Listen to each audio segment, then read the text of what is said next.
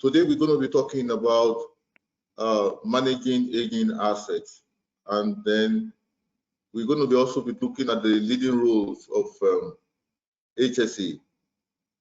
And HSE in this context is going to be health, safety, and environment practitioners. All right. This is a little bit about myself. Like Judy said, I've been in this health and safety practice for about 22 years. And basically, I've been in the process industry. I work for Shell Petroleum in Nigeria. And currently, I work for ADNOC Group in UAE. I hold a master's degree in energy and petroleum. I'm a fellow of this institution, this great institution. I'm also a chartered member of IOSH. I'm an associate member of the British Institute of Accident Investigator. And I am an alumni of NEBOSH diploma. And this is the content of the presentation. We're going to look at some background regarding aging assets. We'll look at also the economics of aging assets. And then we'll look at the effect of creeping changes, audit and review, data collection and incident analysis. We'll also look at vendor support. Then we'll take some time maybe for questions and answers as much as the time permits. Managing aging assets is a subject that can never go away, especially if you work in a process industry, energy, construction, and what have you, because assets are subject to wear and tear. An asset that is new today will certainly become old tomorrow, hence the need to manage them so that they can function properly without causing any damage to other equipment or harming the operator. I mean, that is why we needed to manage effectively all of these heavy assets that are driving our processes and our productions and constructions. Now, also for the purposes of this presentation, we do know that corporate assets are so many. Some of them are digital, some are intellectual in nature. Some of them are even financial assets. We have equipment, we have machines and tools. But for the purpose of this presentation, we're going to just limit corporate assets to equipment, machines, and tools. Now, as health and safety practitioner, we have a very special and peculiar role when it comes to managing aging assets because of our huge influence, the kind of influence that we wield with the safety management system. And there's certain things that is common to high-performing organizations. Three elements are common to them. An organization that performs greatly, that is doing well, very competitive, delivering both in production and in safety. Three things are common to them from my own experience. And the first thing is effectively managing the technical integrity of their assets. Also, what is common to them is robust safety management system and a positive safety culture. These are common with high-performing organizations.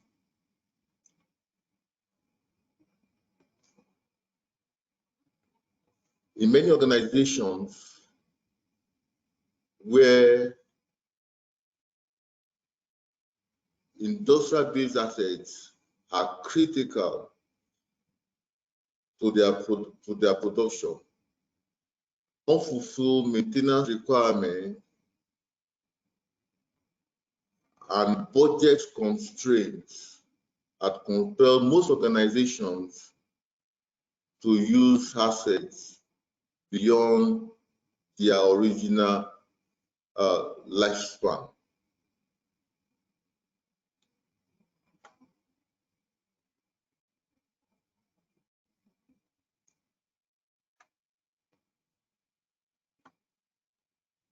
Inflation and economic crisis also pose additional hazards, leading to some changes, sometimes very unhealthy changes to equipment maintenance strategy.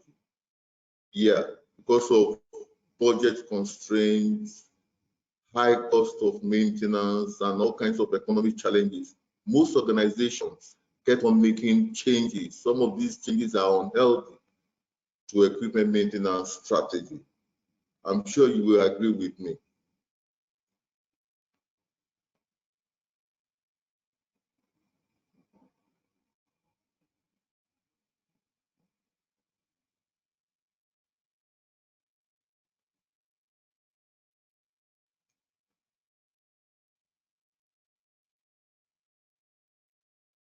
I'm trying to scroll down. You okay? Yeah, I'm going to go to the next page. If you just click on your presentation, you should see the controls on the bottom left-hand side of your slide.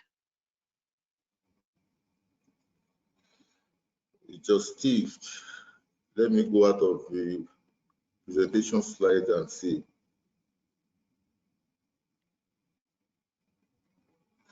Okay, Julie, can you take control and then take me through the next page? I can't take control of your presentation because you're the presenter. Okay, what about the presentation I sent earlier on? Maybe I can use that because I don't know what this is. Okay, just bear with me one moment. Yeah.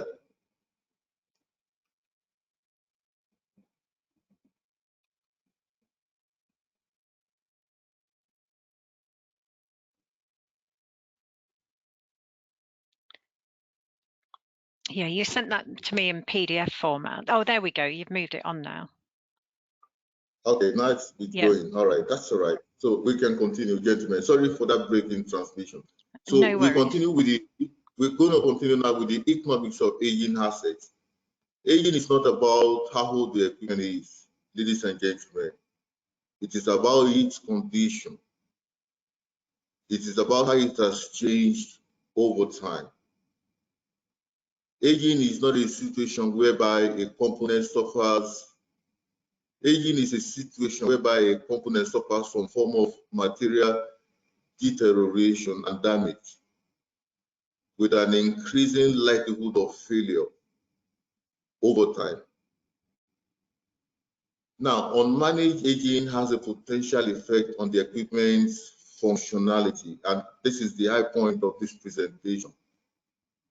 Aging is inevitable, ladies and gentlemen, and if they are not managed, then they have a potential effect, the potential to affect the equipment's functionality, availability, reliability, and safety.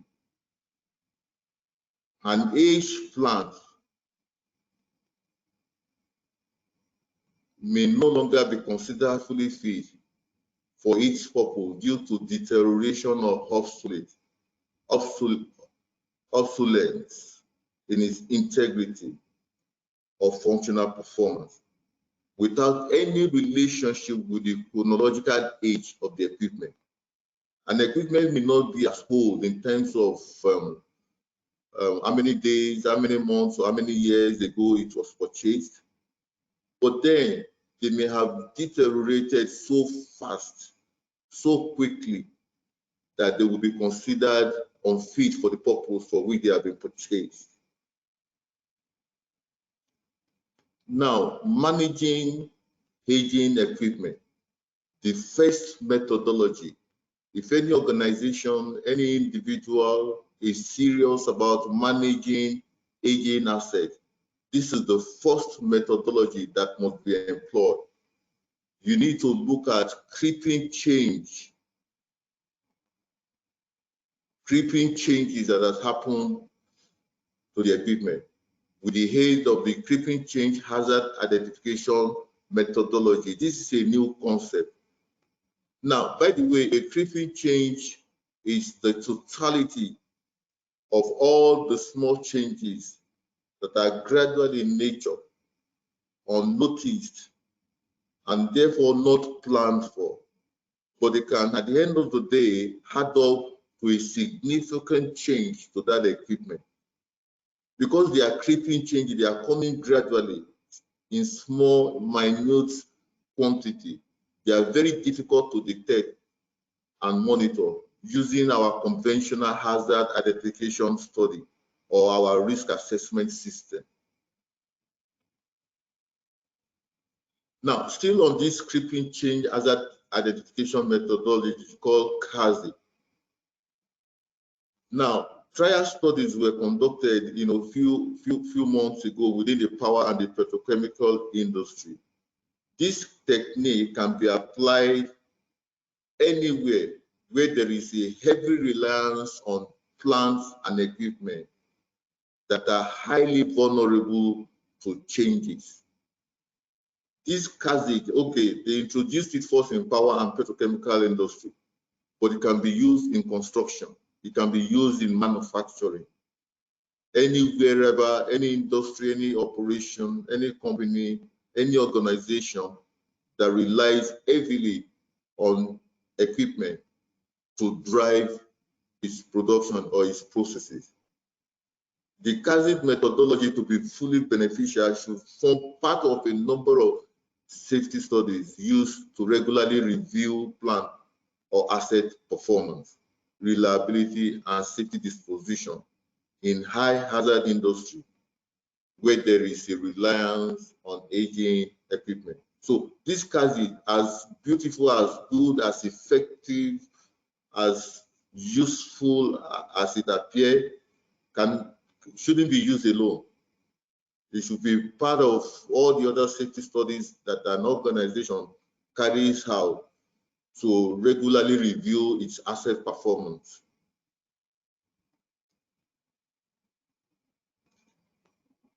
Now, I'm going to share with you how our own organization had leveraged and taken advantage of this CASI application in recent times. The CASI application is similar to the hazard study that is common in process industry. If you are from any of these, from the process industry, energy, subsector, even some manufacturing organizations, they do all kinds of hazard studies whenever they modify the process. They bring in new inventory or they bring in new equipment. They do an hazard study to see what are the operational difficulties that could arise, or to see any potential deviation from the design intent. So hazard study is a very common process in manufacturing and energy subsector. Now, the first thing that we do for CASI, just like in hazard, is that we develop guide words that will be used to evaluate each asset enlisted for CASI. Then we form a team of people from a wide range of disciplines to get into discussions and brainstorming sessions to identify any potential gradual changes such as corrosion, erosion, etc., and come up with the consequences together with the mitigations of these changes that will happen. Corrosion, erosion, and so on and so forth that will happen. So people will come together, people from all disciplines, mechanical, electrical, process. They will sit down and then they will brainstorm and look at the gradual changes that will happen to this equipment. And then what are the consequences? Then how can we mitigate these consequences, of these changes? Now, I'm going to show in the next slide, I'm going to show you a typical worksheet that we use to conduct the CASI study for a given equipment, a given plant, or a given machinery. Now, CASI study is not intended to replace the conventional hazard study or the conventional hazard study. The CASI study, we use it to actually complement, all the other studies that we do when we bring in a new equipment, when we make major or minor modifications to the process, when we bring in a new inventory into the process. Now, this is an example of a CASID worksheet. The guide words that we have developed for CASID studies. We have guide words such as corrosion, erosion, depletion, denigration, disintegration, depreciation, then reduction. Then we'll consider the changes, the creeping changes. What will be evidence?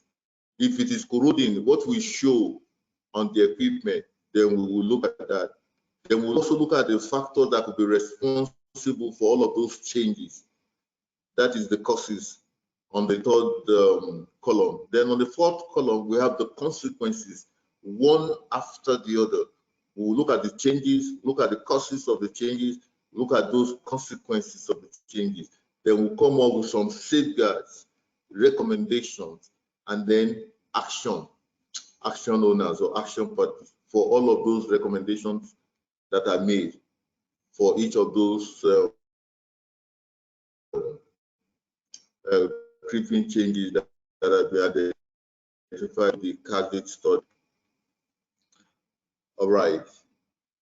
Now, let's look at this also very importantly, because also necessary when you're managing an aging asset. Rigorous audits, reviews, and reporting. This is also one of HSE's strongest tools to play a leading role in managing assets through analysis of the plant and equipment's current physical condition. We also investigate the enterprise asset management and maintenance management system for their content, their completeness, and their robustness. We use audits and reviews to check maintenance and asset management team. We audit them. We see what is actually the content of their management system, how complete and robust it is.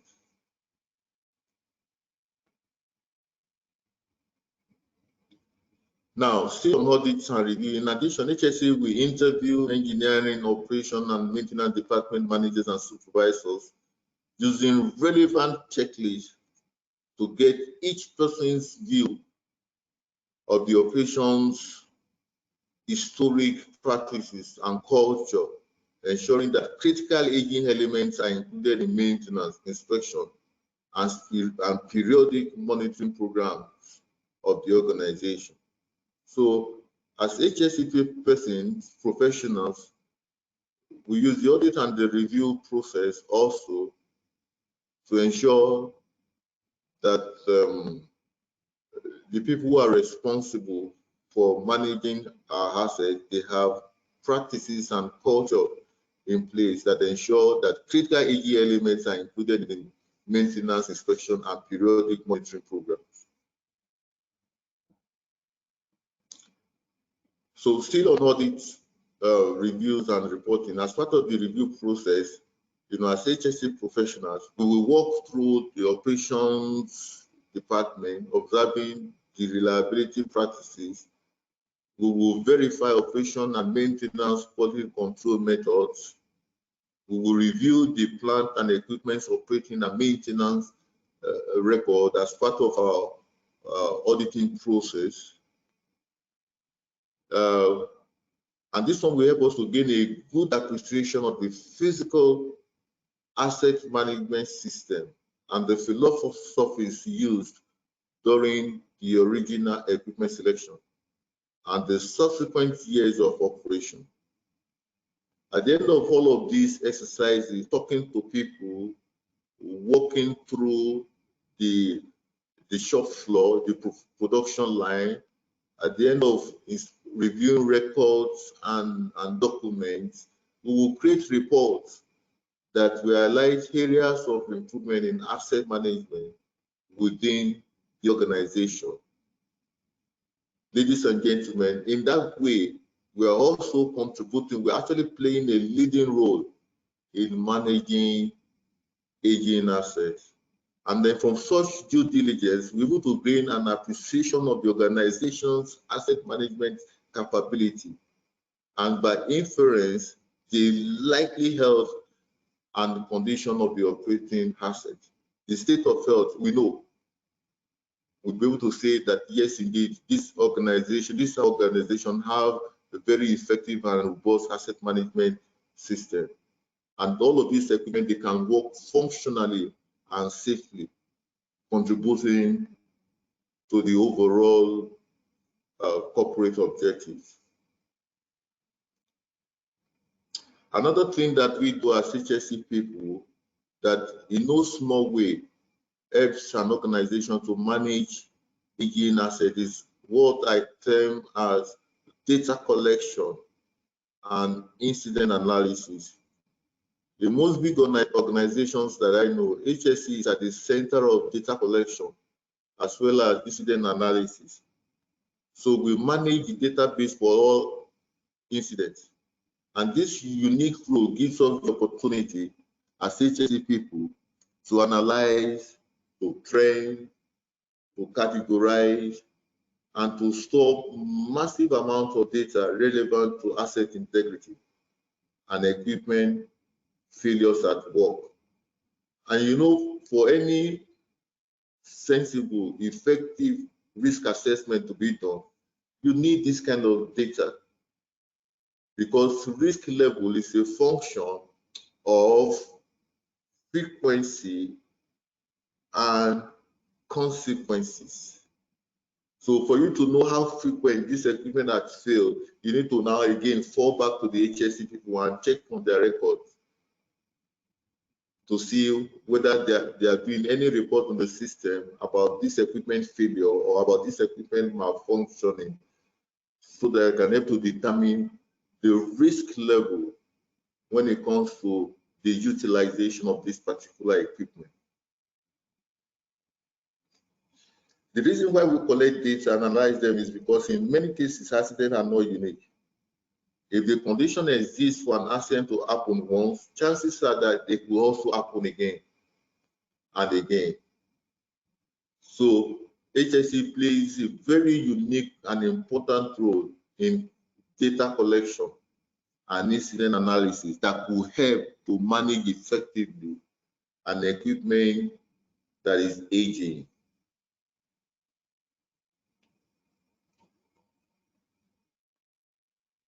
Now, I think I mentioned this before, that data collection analysis will help an organization to get a detailed picture of the risk level from aging assets, see opportunities also to grow its asset base over time, build an effective asset management program, decrease the number of incidents and accidents, and boosting its safety and asset integrity throughout the organization.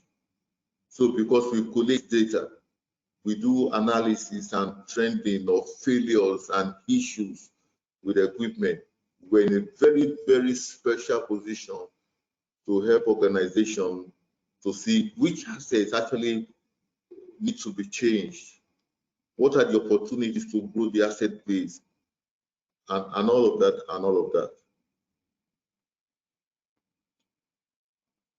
And this role, and my advice to all HSE practitioners on this call, is that when we play this role, we must play it with utmost tenacity and diligence, because ultimately it will help us to improve planning, increase profitability, reduce operational and safety risk in the entire management process of our aging assets.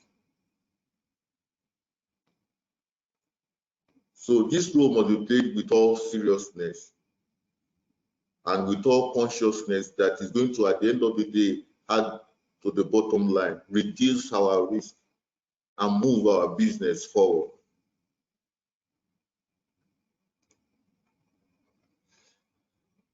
All right, so another aspect of managing aging asset is suitable and sufficient risk assessment. Earlier when I was talking about CARSID, I said it is going to be used in combination with risk assessment, with ASOP, ASIT, all the other safety studies that we do.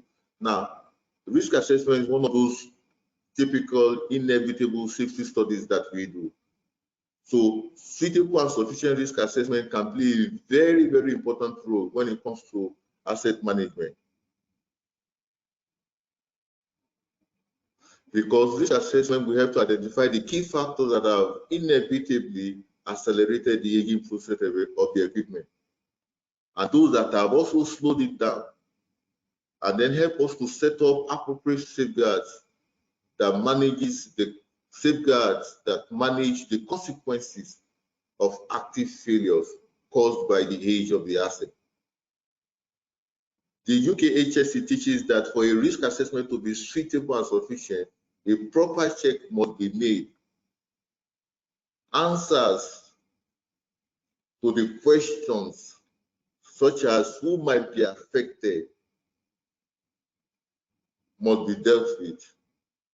All the obvious significant risks and the number of people who could be involved if there's any accident, all of that must also be taken into account when you do a risk assessment that can be considered as suitable and sufficient.